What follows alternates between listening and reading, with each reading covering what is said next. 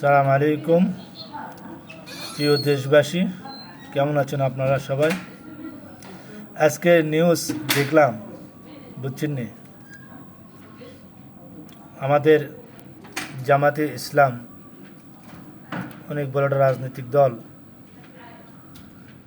নিবন্ধন তারা ফিরে পেয়েছে। আবার এদিকে আমাদের সবারই প্রিয় বক্তা আমির হামজা সাহেব অনেক কুষ্টিয়া ৩ থেকে নির্বাচন করার জন্য প্রস্তুতি নিতেছে। ভালো এটা উদ্যোগ না খারাপ দিক, এটা আপনারাই ভালো করে বলবেন, কমেন্টের মাধ্যমে জানাবেন। কারণ সে একজন বক্তা মানুষ, আর সে জানেন বিগত দিনে দিলওয়ার হোসেন সাইদুই কিন্তু এই জামাতে ইসলাম থেকে আইছিল। তো এখন বর্তমানে সে আসতেছে আমির হামজা সাহেব, উনি পরিচিত একটা মানুষ। এটা দিকটা কেমন, ভালো না মন্দ, আপনার কমেন্টের মাধ্যমে জানাবেন। আর একটা খবর, সেটা হলো দেখছেন বর্ডার এরিয়ার নো ম্যানস ল্যান্ডসে 150 ফিটের ভিতরে আমাদের পার্শ্ববর্তী দেশ তারা খাল খনন করতে শুরু করছে এবং বিএসএফের পরিমাণ তারা অনেক বাড়াইছে। এটার মতলব কী হয় আমি জানি না। তারা অনেক বিএসএফ টহলও বাড়াইছে, আবার খাল খননও শুরু করছে। এটা কি ভয় তারা করতেছে না বাংলাদেশের ভয় দেখাইতেছে? তবে আমার মতে আমি জানি এটা তারা ভয়ে করতেছে। কারণ খাল যদি খনন করে তো সেখানে পানি জমবে, পানি হবে, যতজন সহজে তারা পারাপার না হতে পারে। এই জন্য তারা ভয়ে আগে ভাগায় খাল খনন শুরু করে দিচ্ছে, আমার ব্যক্তিগত অ্যানালাইসিসে বললাম। আবার এদিকে বর্ডার পোস্টিং তো দেখতেছেন, গত 2 দিন আগেও লালমনিরহাটে আবার এগেইন বর্ডার পোস্টিং শুরু করেছে তারা।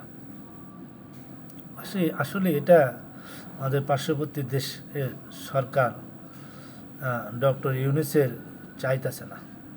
কারণ ডক্টর ইউনূস যে কাজ করতেছে আমাদের দেশের জন্যে, প্রাণ খুলে তিনি কাজ করতেছেন। তো পার্শ্ববর্তী দেশ কোনোদিনও চায় না যে বাংলাদেশ উন্নতি হোক, উন্নতির দিকে যাক, এটা কোনোদিনও চায় না। এই জন্য একটা চাপ সৃষ্টি করতেছে, যাতে যান আপনার রাজনৈতিক মহল উত্তপ্ত হয়, দেশের মানুষজন উত্তপ্ত থাকে, এটা একটা চাল। তবে পার্শ্ববর্তী দেশ যদি সুখে থাকতে চায় তো আর একটা পার্শ্ববর্তী দেশকে সাথে নিয়ে সুখে থাকা লাগবে, একা সুখে থাকতে পারবে না। কারণ হলো কি জানেন? কারণ হলো একটা ফ্যামিলিতে যদি সুখে থাকতে চান সবাই মিলে থাকতে হবে। আপনি একা চাইলেও পারবেন না। পার্শ্ববর্তী বাড়ি, পার্শ্ববর্তী গ্রাম, পাড়া প্রতিবেশী নিয়ে সুখে থাকা লাগবে। আপনি একা চাইলে সুখে থাকতে পারবেন না, চেষ্টা করলেও পারবেন না। আপনি জ্বলে-পুড়ে ছারখার হয়ে যাবেন। আর যদি সাথে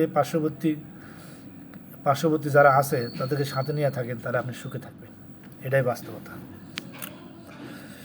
আর আরেকটা সুখবর হলো, সেটা হলো আমাদের দেখছেন গ্যাস উত্তোলন, নতুন গ্যাস বাড়াইছে তারতাপাড়া, নতুন গ্যাস বাড়াইছে। এটা আমাদের বাংলাদেশের জন্য একটা সুখবর।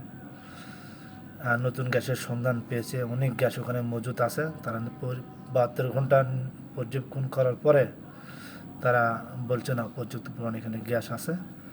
এটা বাংলাদেশের জন্য একটা সুখবর।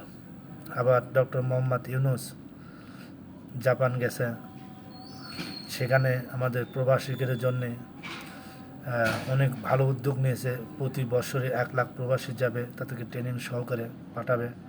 এটা একটা ভালো উদ্যোগ। এটা যেমন দেশের জন্য উপকার, তেমন জাপানের জন্য উপকার। কারণ দিন দিন জাপানের জনশক্তি কমতেছে এবং জাপানের সরকার অনেক আগ্রহ দেখাইছে লোক নেওয়ার জন্য। এটা আমাদের একটা ভালো দিক। এবং রেমিটেন্স প্রবাহটা বাড়বে, যত রেমিটেন্স বাড়বে তত কিন্তু দেশের উন্নতি হবে। কারণ দেশের বাইরে থেকে যেগুলো কেনাকাটা করা হয় সব কিন্তু টাকার বিনিময়ে হয় না, ডলারের বিনিময়ে হয়। আর সেইগুলো ডলারে রেমিটেন্স যোদ্ধা যারা আমরা আছি তারা সবাই পাঠায়। এটা একটা ভালো উদ্যোগ। আবার 100টি বিলিয়ন ডলারের একটা চুক্তির অল্প সুদে হারে একটা চুক্তির সই হয়েছে।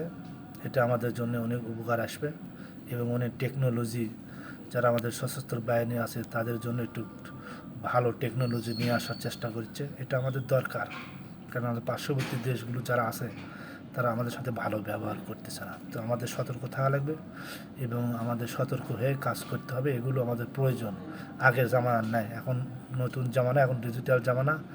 হ্যাঁ, তো আমাদের একটু পরিবর্তন হবে। আমাদের সরকার মোটামুটি ভালো উদ্যোগ নিয়েছে। এই জন্য আমাদের বর্তমান সরকার যিনি আছেন ডক্টর মোহাম্মদ ইউনূস, আপনাকে অনেক ধন্যবাদ এবং দেশবাসী যারা আছেন সবাইকে জানাই আন্তরিক শুভেচ্ছা অভিনন্দন। আল্লাহ হাফেজ। আর যারা এখনও পর্যন্ত আমার চ্যানেলটা সাবস্ক্রাইব করেননি অবশ্যই চ্যানেলটা সাবস্ক্রাইব করে সাথে থাকবেন। আল্লাহ হাফেজ, দেখা হবে পরবর্তী ভিডিওতে।